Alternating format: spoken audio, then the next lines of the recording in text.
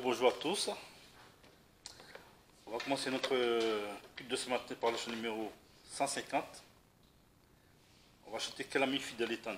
On peut dire quel Père fidèle, parce que c'est aujourd'hui la fête des Pères, on peut dire bonne fête à Dieu, c'est notre Père céleste. On va se mettre debout, chanter le chant 150.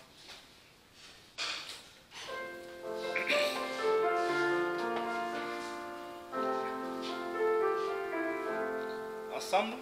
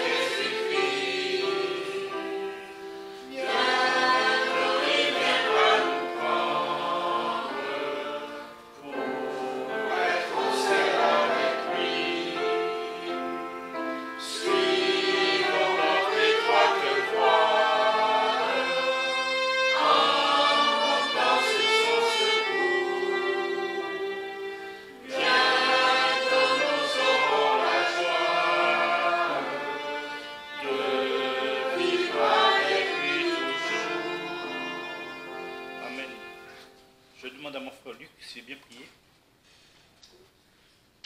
Oui, merci Seigneur Jésus pour la promesse de ta parole que là où deux ou trois sont rassemblés en ton nom, qui est au milieu d'eux, merci pour ta présence au milieu de nous. Merci que tu veux bénir ce moment de culte pour chacun ici présent. Nous voulons penser pour ceux qui n'ont pas pu se joindre à nous. Merci que tu veux les bénir aussi. Merci Seigneur Jésus. Nous prions tout cela dans ton nom. Merci. Amen. On va passer au chant suivant. Le numéro 273. En mon cœur, j'ai choisi.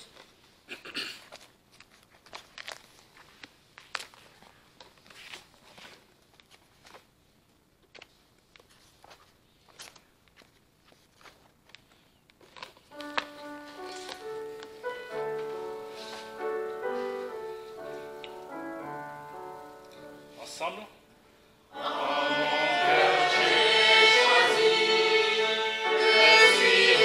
Jésus-Christ.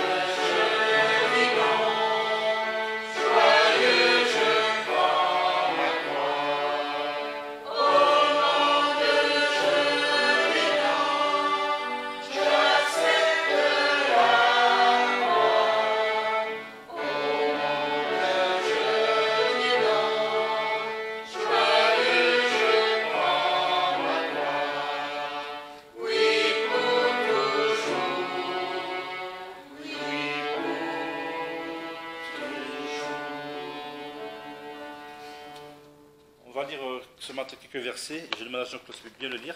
Le premier, c'est Hébreux 4, versets 15 à 16.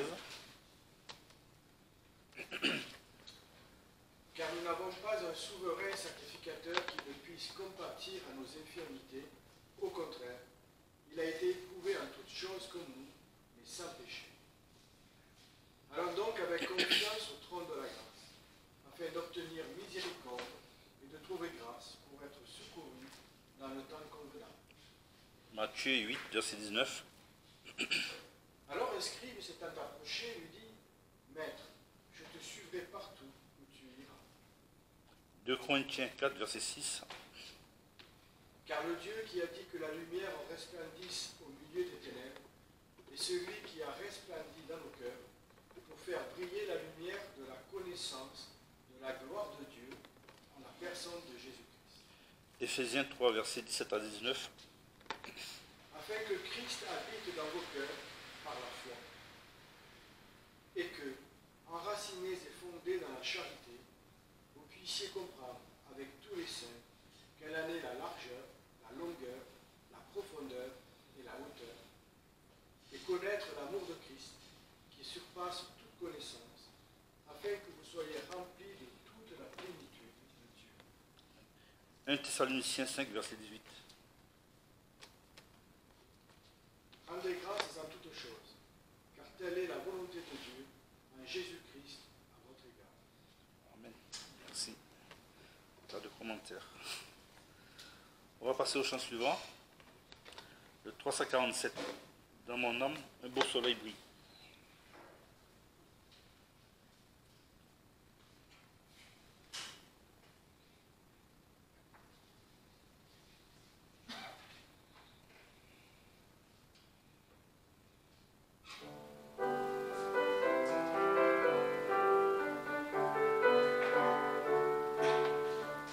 Ensemble.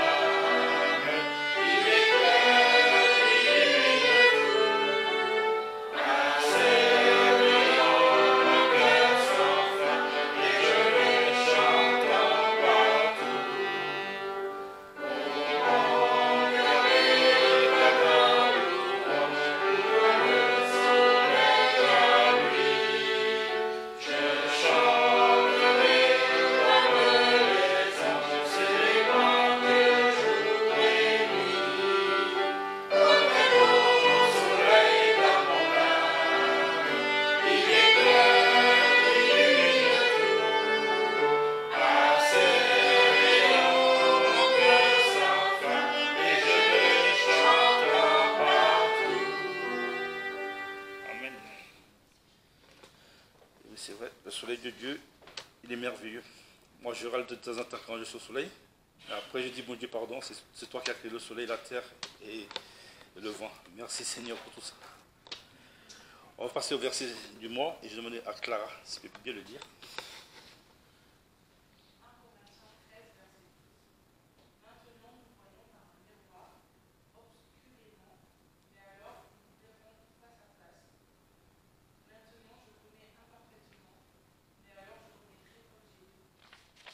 On va prier le Seigneur avant de commencer. Seigneur, merci parce que tu nous as donné, Seigneur, ta parole pour notre instruction afin que nous comprenions aussi, Seigneur, ce que tu attends de nous. Tu nous dis que ces choses, Seigneur, elles sont pour nous, elles tu nous donnes de connaître les mystères du royaume céleste, Seigneur, et nous te prions aussi, Seigneur, donc de nous conduire dans cette parole, de nous instruire, de nous parler encore ce matin, Seigneur, dans ta présence. Et nous sommes à ton écoute, Seigneur, et que ton esprit mette en nous, Seigneur, ta lumière, et que nous puissions comprendre, Seigneur, tout ce que tu vas nous montrer ce matin. Amen. Donc on va ouvrir nos Bibles en Matthieu 13, à partir du verset 18. Donc c'est la parabole du semeur, Matthieu 13, à partir du verset 18 jusqu'à 23.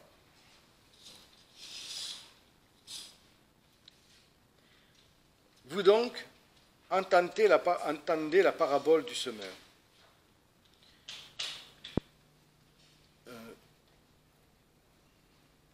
Je ne me trompe pas, oui. Voilà.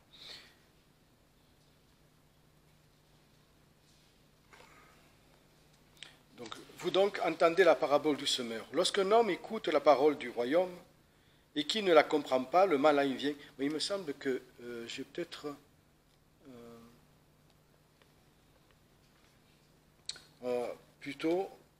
ça c'est l'explication de la parabole. On va commencer donc par le verset 4. Verset 4. Donc Matthieu 13, verset 4. Et après on va venir au verset 18, parce que le verset 18 c'est l'explication de la parabole. Verset 4. Merci. Donc un semeur sortit pour semer, et comme il semait, une partie de la semence tomba le long du chemin, et les oiseaux vinrent et la mangèrent toute. Une autre partie tomba sur les endroits pierreux, où elle n'avait que peu de terre, et elle leva aussitôt, parce qu'elle n'entrait pas profondément dans la terre. Mais le soleil étant levé, elle fut brûlée, et parce qu'elle n'avait point de racines en elle, elle sécha. Une autre partie tomba parmi les épines, et les épines crurent et l'étouffèrent. Et une autre partie tomba dans la bonne terre, et rapporta du fruit. Un grain en rapportant 100, un autre 60, et un autre 30. Que celui qui a des oreilles pour entendre, entende. Et donc là, on va passer au verset 18. Là, les disciples demandent au Seigneur de leur expliquer cette parabole. Et il va leur expliquer. Vous donc entendez la parabole du semeur. Lorsqu'un homme écoute la parole du royaume et qui ne la comprend point, le malin vient et ravit ce qui est semé dans le cœur. C'est celui qui a reçu la semence le long du chemin. Et celui qui a reçu la semence dans les endroits pierreux, c'est celui qui entend la parole et qui la reçoit aussitôt avec joie. Mais il n'a point de racine en lui-même. Il ne dure qu'un moment, et lorsque l'affliction ou la persécution survient à cause de la parole, il se scandalise aussitôt. Et celui qui a reçu la semence parmi les épines, c'est celui qui entend la parole, mais les soucis de ce monde et la séduction des richesses étouffent la parole, et elle devient infructueuse. Mais celui qui a reçu la semence dans une bonne terre, c'est celui qui entend la parole et qui la comprend, et qui porte du fruit, en sorte qu'un grain en produit 100, un autre 60 et un autre 30. Et on va lire aussi Jean chapitre 15, versets 5 à 7.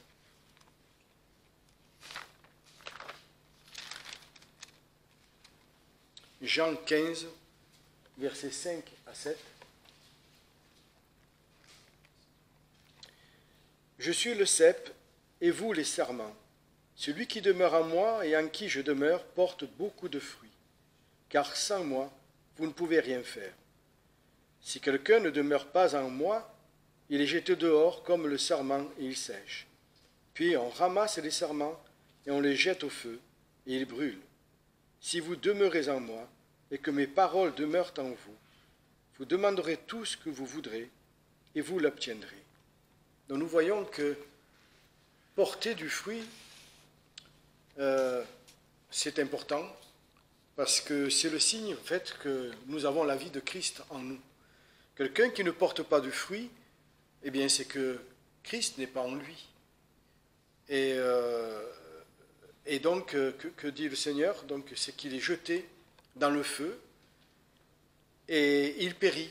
Il périt avec tous ceux qui, en fait, ne croient pas à la parole, ne croient pas en lui, et qui n'ont pas reçu. Celui qui a le Fils a la vie, celui qui n'a pas le Fils n'a pas la vie.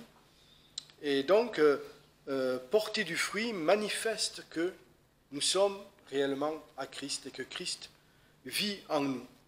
Et c'est pour ça qu'il y a aussi cette parabole des terrains. C'est à la fois un avertissement, mais à la fois aussi pour nous de comprendre ce qui est en nous et comprendre ce que nous voyons aussi. Parce que quelquefois, on peut s'égarer et se dire, bon, ben, cette personne a dit qu'elle était à Christ, qu'elle croyait en Jésus-Christ, elle a dit qu'elle recevait Christ, oui, c'est bien, mais s'il n'y a pas de fruit, elle n'est pas à Christ. Le Seigneur a dit, vous reconnaîtrez l'homme, ou l'arbre, enfin, l'homme à son fruit. Voilà. S'il n'y a pas de fruit, il n'y a pas la vie de Christ. Donc nous devons aussi prendre garde, est-ce que nous portons du fruit? Encore faut-il savoir ce qu'est le fruit de la vie. Alors, dans cette parabole, il y a trois choses. Il y a la semence, le terrain et le semeur. Dans la semence, le Seigneur le dit. Verset 19, lorsqu'un homme écoute la parole du royaume, la semence, donc, c'est la parole du royaume, la parole de Dieu qui est semée. Et nous voyons qu'elle est semée, là aussi, de bien comprendre, elle est semée sur tous les terrains, même les terrains les plus obscurs, les plus durs. La parole est semée. On ne peut pas dire le Seigneur est un Dieu juste, et personne ne pourra dire Seigneur, tu m'as oublié. C'est pas possible, le Seigneur n'oublie personne. Le Seigneur est mort pour tous les pécheurs, quels qu'ils soient, dans ce monde. Et donc la parole est semée partout, sur tous les terrains. Deuxième chose, les terrains, bon, on l'a compris, ce sont les hommes, ce sont les cœurs des hommes.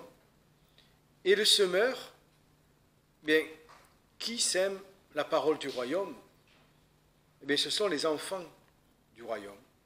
Il y a une autre parabole, juste après, d'ailleurs, juste après celle-ci, où il est parlé de l'ivraie et du bon grain.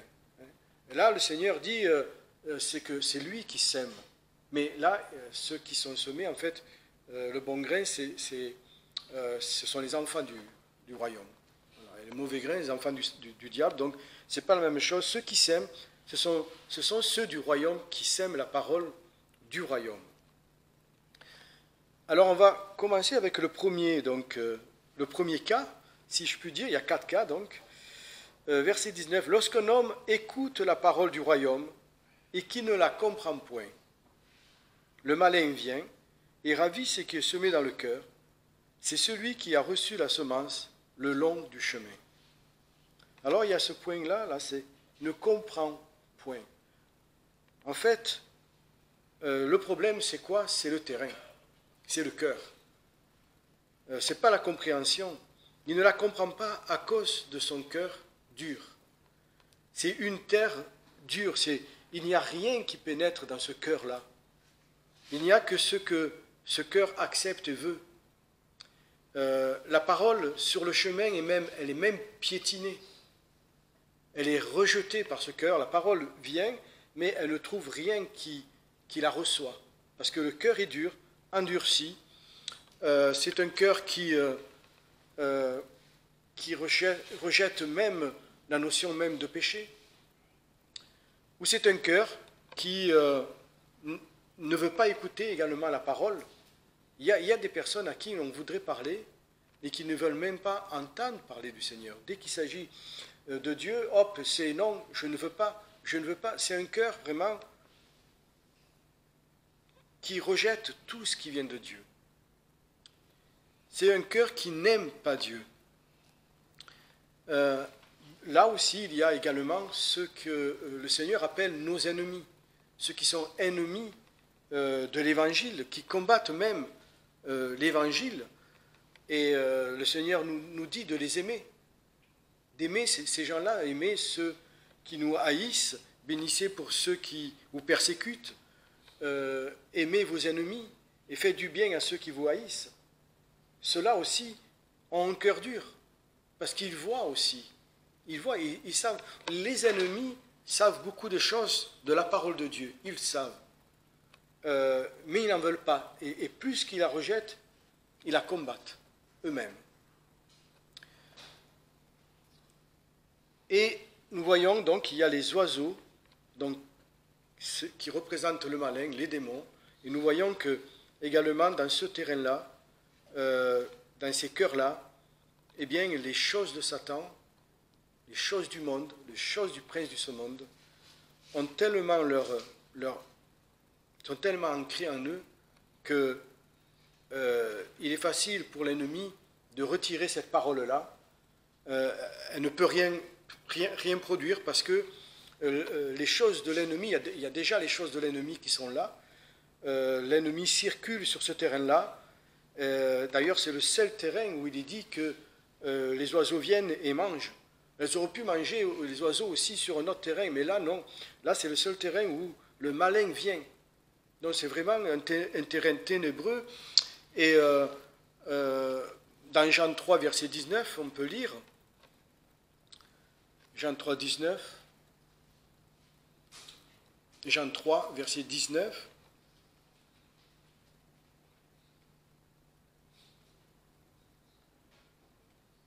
et la cause de cette condamnation, c'est que la lumière est venue dans le monde et que les hommes ont mieux aimé les ténèbres que la lumière, parce que leurs œuvres étaient mauvaises. Voilà pourquoi aussi leurs cœurs sont endurcis. Ils préfèrent les ténèbres à la lumière, parce qu'ils sont plus à l'aise dans les ténèbres.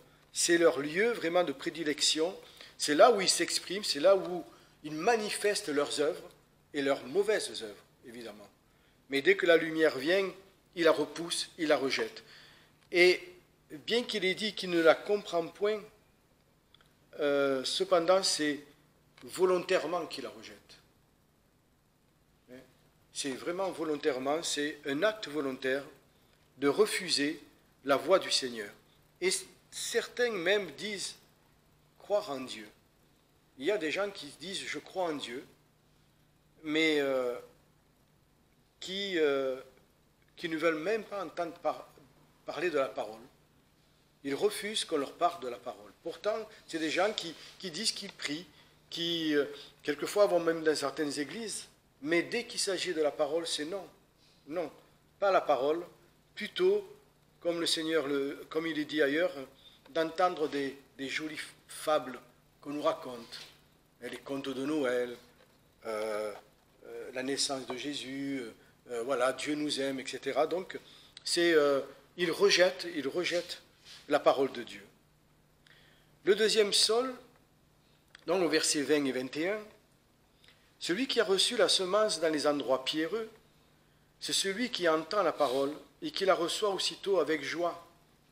Mais il n'a point de racine en lui-même, il ne dure qu'un moment, et lorsque l'affliction ou la persécution survient à cause de la parole, il se scandalise aussitôt.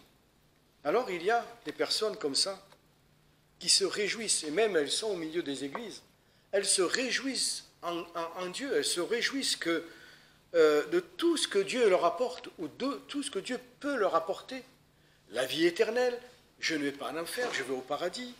La paix, la joie, Dieu nous aime, etc. Le bonheur, la joie d'être avec des enfants de Dieu qui aiment le Seigneur et qui n'ont pas un comportement, un langage, des conversations du monde qui sont quelquefois fatigantes, ennuyeuses, sans espérance aussi.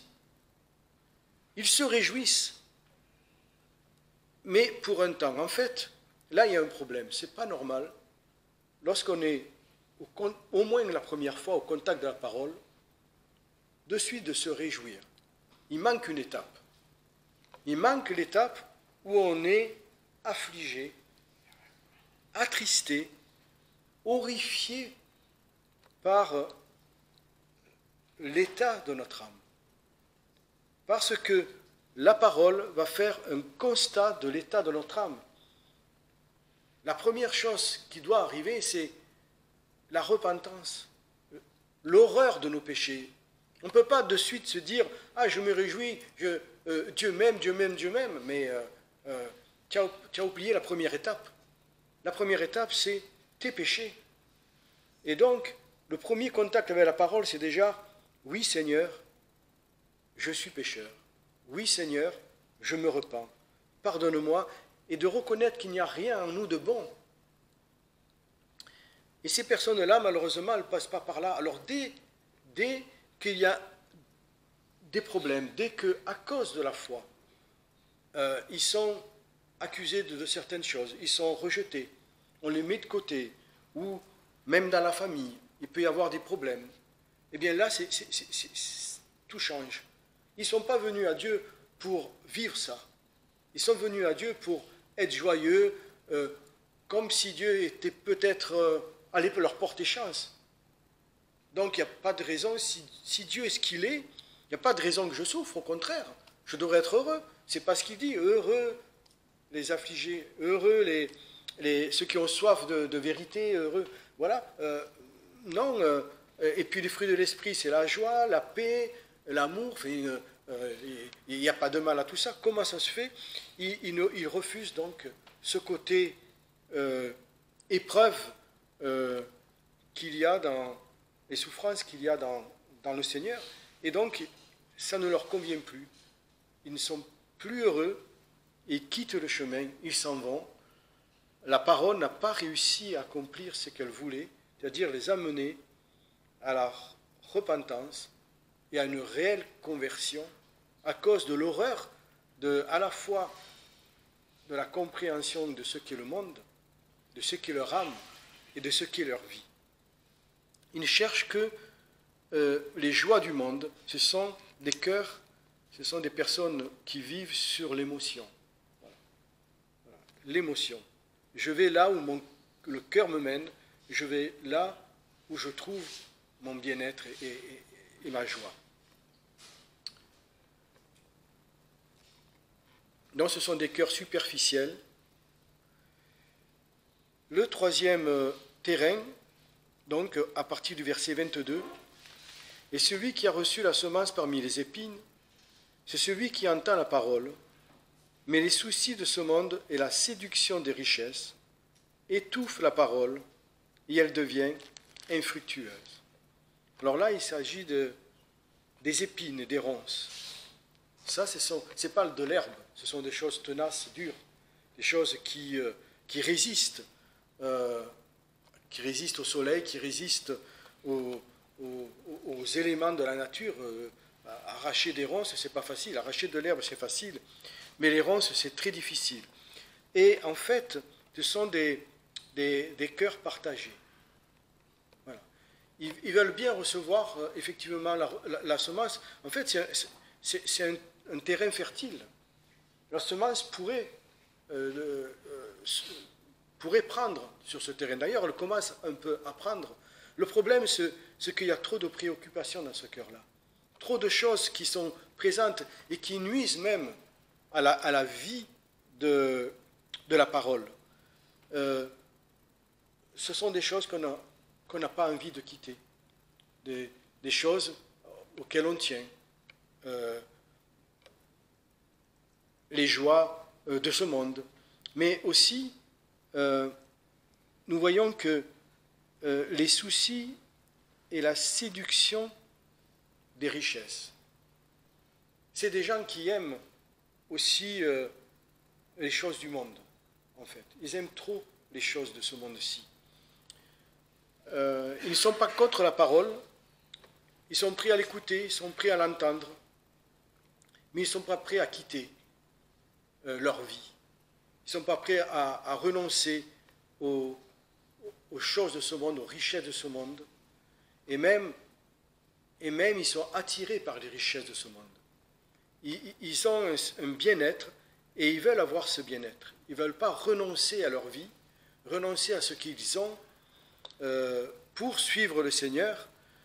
Et en fait, ils n'ont pas ils n'ont pas assez d'amour pour le Seigneur, pour le suivre. Ils ont plutôt leur cœur sur les choses de ce monde. Et il écrit aussi, on peut lire 1 Timothée chapitre 6, verset 9. On va commencer par le verset 9 et 10. 1 Timothée 6, verset 9 et 10. Et on va prendre 17 aussi. Mais ceux qui veulent devenir riches tombent dans la tentation et le piège, et dans beaucoup de désirs insensés et pernicieux, qui plongent les hommes dans la ruine et la perdition. Car l'amour de l'argent est la racine de tous les maux, et quelques-uns, en étant possédés, se sont détournés de la foi. Vous voyez, détournés de la foi. Ce ne sont pas des gens qui n'ont pas entendu, qui n'ont pas reçu. Ils ont marché un temps avec le Seigneur, se sont détournés de la foi et se sont jetés eux-mêmes dans les plus grandes douleurs. Et le verset 17 aussi. Recommande aux riches du présent siècle de n'être point orgueilleux, de ne point mettre leur confiance dans l'incertitude des richesses, mais dans le Dieu vivant qui nous donne toutes choses abondamment pour en jouir. Donc ce sont des matérialistes en fait. Ce sont des gens qui aiment le matériel qui aiment de belles maisons, de belles voitures, qui aiment aller au cinéma, au restaurant, dans les choses du monde, ça leur plaît. Ils aiment ces choses-là, ils veulent faire des voyages, ils veulent jouir de la vie, mais ils ne comprennent pas justement le problème que la vie, la vraie vie, elle est dans le Seigneur. Et qu'en Christ aussi, il y a des joies. Il y a des joies, il y a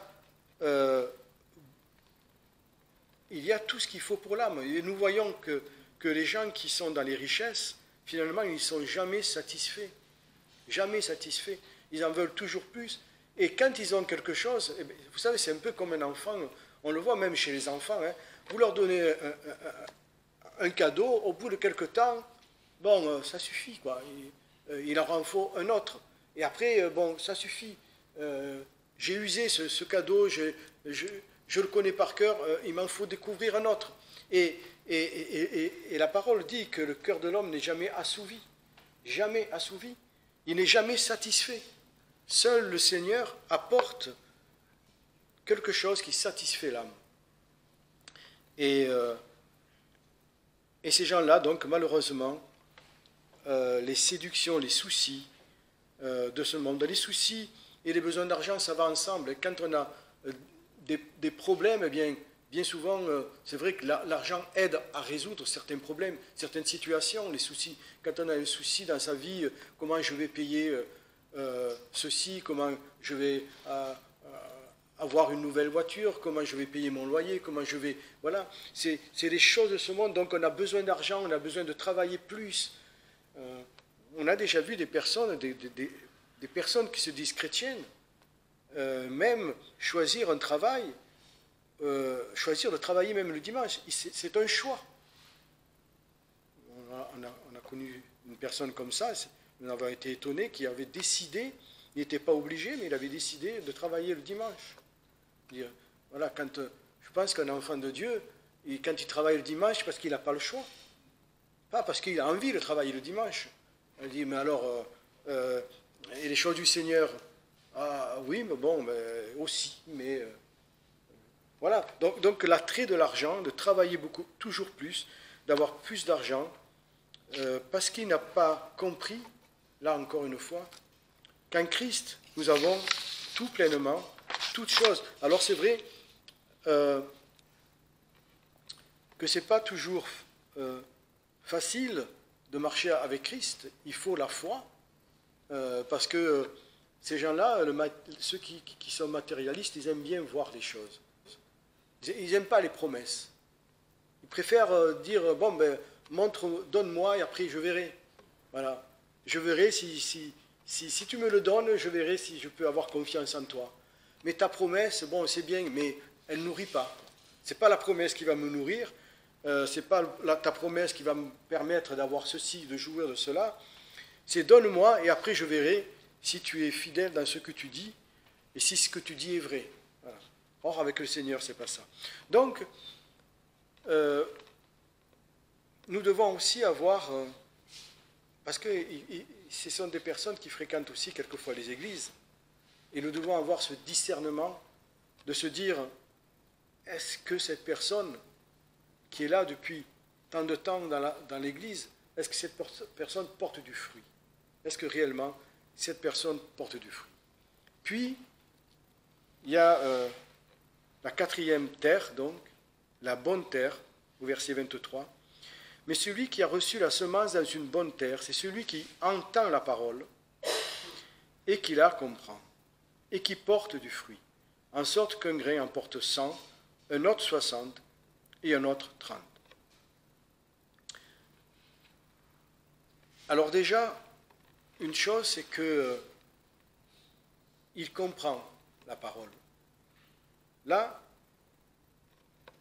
le cœur comprend la parole. La première chose, on en a parlé tout à l'heure, qu'est-ce qu'il comprend? Il comprend qu'en lui, il n'y a rien. Il comprend qu'il est perdu, qu'il est éloigné de Dieu, qu'il va être condamné à cause de ses péchés. Déjà, il comprend cela. Il ne le rejette pas, il le saisit, et il reçoit on va dire, ce jugement de Dieu sur ce qu'il est. Premièrement, il va se repentir. Deuxièmement, il va comprendre ce que Dieu a fait pour lui. Il va comprendre l'amour de Dieu. Il va comprendre ce que Jésus a subi pour lui. Ça aussi, il faut le comprendre. Parce que si on ne comprend pas ce que Jésus a subi, de dire « Christ est mort pour mes péchés », c'est une jolie phrase. Mais ce n'est pas qu'une phrase. C'est qu'est-ce que Jésus a souffert, ce que Jésus a enduré pour nous. De le saisir, de le comprendre. Parce que sinon, on ne va pas bien... Oui, on va dire, oui, le péché, c'est pas bien, le péché, c'est pas bien, le péché, c'est pas bien, mais on ne va pas mesurer la gravité du péché. On va peut-être le mesurer par rapport à nous-mêmes, se dire, c'est vrai que si je pêche, bien, je ne vais pas être bien, je vais avoir du mal pour prier, il faudrait que je me repente avant de pouvoir prier, il faudrait qu'avant de lire la parole, bon, il faudrait que je règle cette affaire-là. Mais est-ce qu'on voit la souffrance de Christ lorsqu'on est devant notre péché, lorsqu'on l'a saisi? C'est pas seulement ça nous fait du mal, mais Christ a souffert et enduré. Et encore une fois, on lui fait endurer, à chaque fois que nous péchons,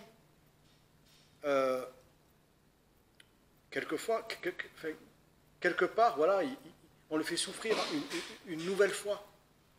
Il a souffert pour nos péchés, mais il souffre encore de voir que on n'a pas tout saisi, on n'a pas tout compris, la gravité de notre péché. Et ce qu'il a subi pour nous. L'amour pour Christ devrait nous amener à dire, Seigneur,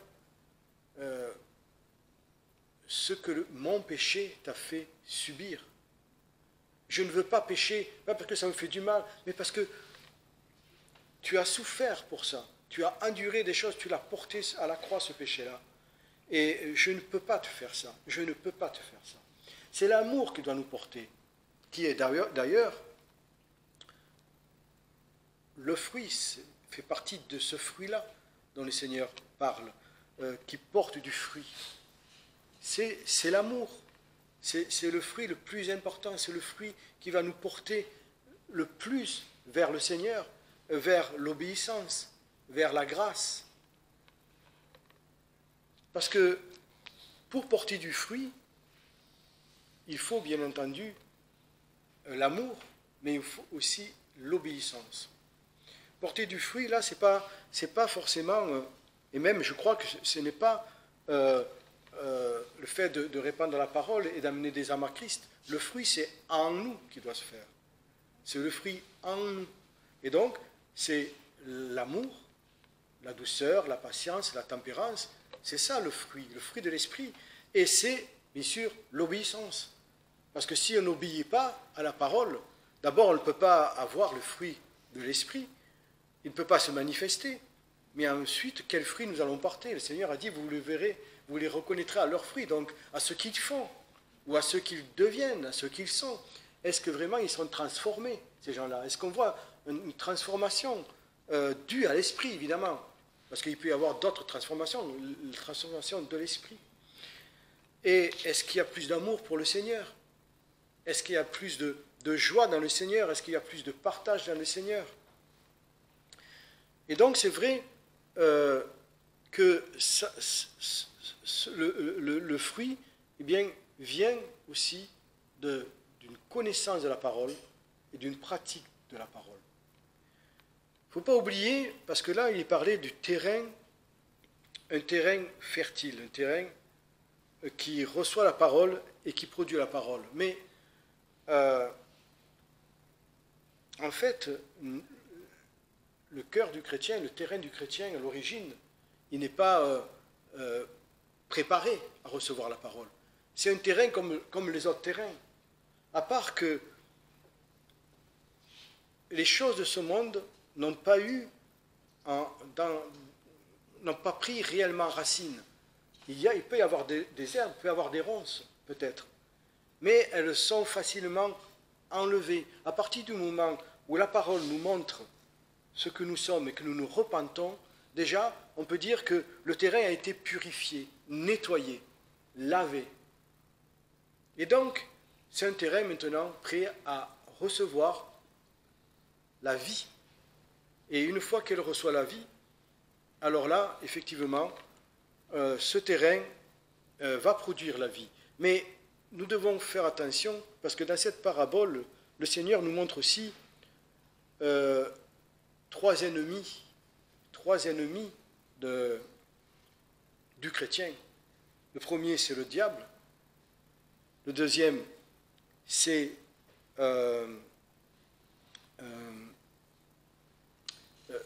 la chair, les désirs de la chair. La troisième, c'est les richesses du monde. Toutes ces choses-là, les séductions du monde, toutes ces choses-là sont toujours nos ennemis. Sont toujours nos ennemis. Et nous devons y prendre garde. C'est pour ça qu'il est important de comprendre la parole, de continuer à comprendre la parole, pas seulement le b.a.-ba, mais à comprendre la parole et à la mettre en pratique, parce que ce terrain doit être entretenu pour qu'elle porte du fruit. Le terrain doit être continuellement entretenu pour que la parole puisse bien pénétrer, bien prendre racine et surtout se multiplier, porter du fruit. Le terrain, ce n'est pas un pot, c'est un terrain et il doit porter du fruit. Alors c'est vrai, là, le Seigneur ne juge pas la quantité du fruit, il ne nous dit pas de porter beaucoup de fruits, il le dit ailleurs.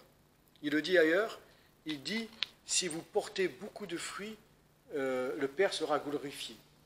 Parce que le Seigneur veut que nous portions du fruit. Mais ce qui importe là dans cette parabole, ce n'est pas forcément de porter beaucoup de fruits, c'est de porter du fruit. Ce que le Seigneur nous dit là, s'il y a la vie en vous, vous portez du fruit.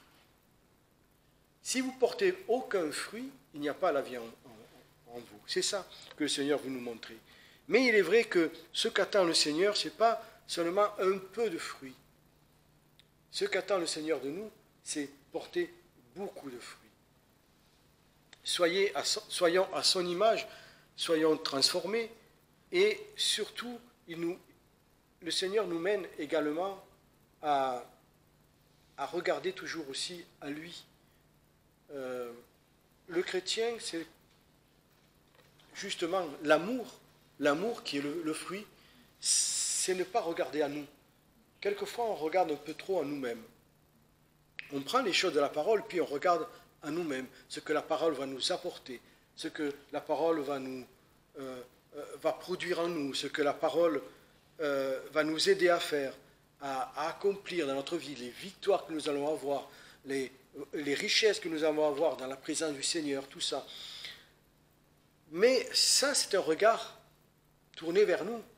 Or, le Seigneur ne veut pas que nous ayons un regard tourné vers nous. Il veut que nous ayons un regard tourné premièrement vers lui. Aime ton Dieu de tout ton cœur, de toute ta pensée, de toute ta force, de toute ton âme. Puis, aime ton prochain comme toi-même. le fruit de l'esprit ne nous amène pas à nous, mais nous amène aux autres. Premièrement à Dieu et aux autres. C'est ça le fruit de l'esprit. Et donc quand nous lisons la parole, nous étudions la parole, nous plongeons nos regards dans la parole, ce n'est pas nous que nous devons trouver. C'est Dieu que nous devons trouver. C'est l'autre que nous devons trouver. C'est Dieu, qu'est-ce que je peux faire pour toi? Si je veux t'aimer, et comment t'aimer? Eh bien, c'est en faisant ta volonté que je vais t'aimer. Je ne vais pas t'aimer parce que je vais aimer la parole. Je vais t'aimer parce que je vais faire ce que tu me dis. Même si c'est compliqué, même si c'est dur. Et c'est dur parce que, justement, pour avoir un terrain nettoyé, il faut arracher. Il faut nettoyer. Il faut enlever. Tout à l'heure, on disait émonder. Il faut émonder. Et donc, bien sûr que ce n'est pas toujours simple, facile, mais c'est ce fruit qui nous porte. C'est le fruit de l'amour qui nous porte à faire toutes ces choses-là. Et c'est pour ça que le Seigneur veut que nous portions du fruit. Plus nous portons du fruit, plus, en fait, nous serons au bénéfice du fruit de l'esprit. Parce que la douceur, la patience, la joie, la paix, la tempérance, tout ça, c'est vrai, les autres vont le vivre, mais nous le ressentons nous-mêmes en premier, mais c'est toujours pas pour nous, c'est pour le Seigneur. N'oublions pas que tout ça, c'est pour le Seigneur. Si nous portons du fruit, Jésus le dit, c'est pour la gloire du Père. C'est pas pour notre bien-être, c'est pas pour notre bonheur, c'est pour la gloire du Père. C'est pour celui qui nous a aimés le premier. C'est pour celui qui nous aime toujours, qui nous aimera toujours. Malgré notre petitesse, malgré ce que nous sommes encore. Oui, je ne sais pas, je vais parler pour moi, combien, je suis 30, 60, je ne sais pas. Mais, voilà, on aspire toujours au plus pour le Seigneur, pour sa joie, pour son amour, parce qu'il en est digne. Il est digne, lui qui a nettoyé notre terrain, lui qui a mis sa parole à nous afin que nous portions du fruit. Il est digne de ce fruit-là. Il est digne de notre amour. Et j'aimerais qu'on lise aussi, pour terminer, donc Jacques chapitre 1, versets 22 à 25. Jacques chapitre 1, 22 à 25. Mettez en pratique la parole et ne vous bornez pas à l'écouter en vous trompant vous-même par de faux raisonnements. Car si quelqu'un écoute la parole et ne la met point en pratique, il est semblable à un homme qui regarde dans un miroir son visage naturel et qui, dès qu'il s'est regardé, s'en va et oublie aussitôt quel il était. Mais celui qui aura plongé ses regards dans la loi parfaite, c'est de la liberté, et qui aura persévéré, n'étant pas un auditeur oublieux, mais pratiquant les œuvres, voilà, celui-là sera heureux dans ce qu'il aura fait.